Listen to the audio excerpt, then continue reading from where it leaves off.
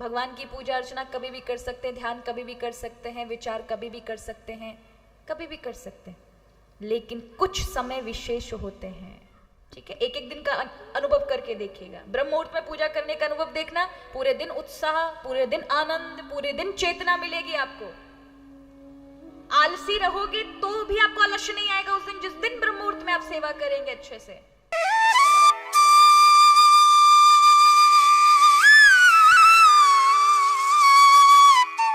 देखो, सूर्य उदय हो उससे पूर्व ही हमें अपना बिस्तर 10 मिनट पहले छोड़ना चाहिए। वैसे तो हमारे यहाँ कहा गया है सूर्य उदय से 6 घड़ी पहले ब्रह्म मुहूर्त होता है। 190 मिनट, सूर्योदय से 190 मिनट पहले ब्रह्म मुहूर्त आरंभ होता है।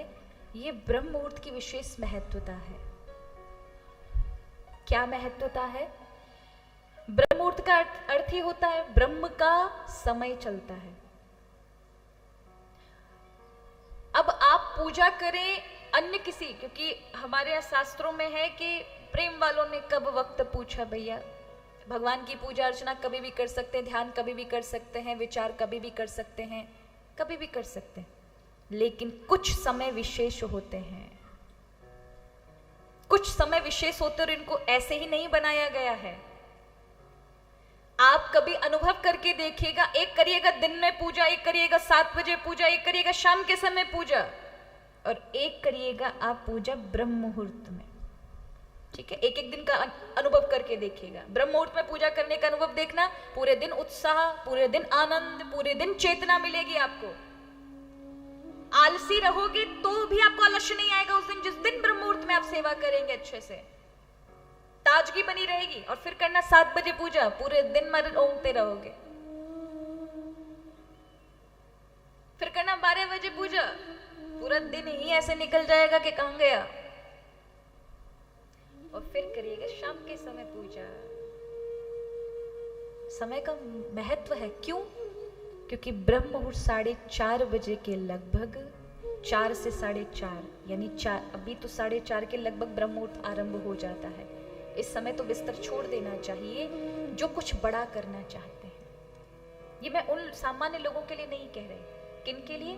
जिनको ईश्वर प्राप्ति चाहिए, या जिनका देह कुछ संसार में बाहरी रूप में भी कुछ बड़ा करने का है, उनको ब्रह्म मुहूर्त में उठना चाहिए।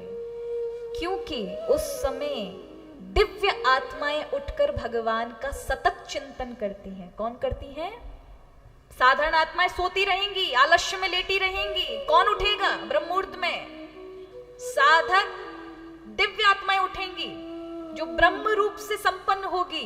वो उस समय ध्यान अवस्था में बैठी होती हैं। उस समय किया हुआ विचार, उस समय किया हुआ ध्यान से उन सभी की तरंगें आपके साथ जुड़ जाती हैं।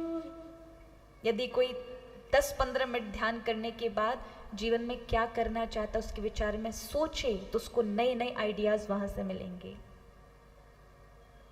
कौन जोड़ेगा वो सब? वो दिव्य चेतनाएं, जो उनकी दिव्य किरणें, दिव्य कणें हमारे उन दिव्य उन भावों से जुड़ जाती हैं।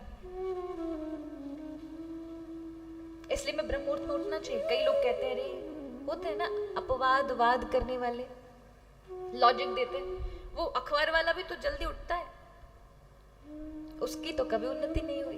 दूधिया भी जल्दी उठता है। उनके देह कैसे हैं? क्या कुछ करना चाहते हैं वो?